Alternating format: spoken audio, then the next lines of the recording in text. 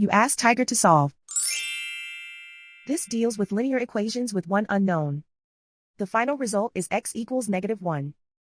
Let's solve it step by step. Group all constants on the right side of the equation. Add 15 to both sides. Group like terms. Simplify the arithmetic.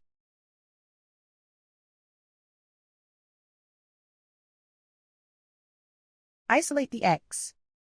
Divide both sides by -4. Cancel out the negatives. Simplify the fraction. Move the negative sign from the denominator to the numerator. Simplify the fraction. And so the final result is x equals -1.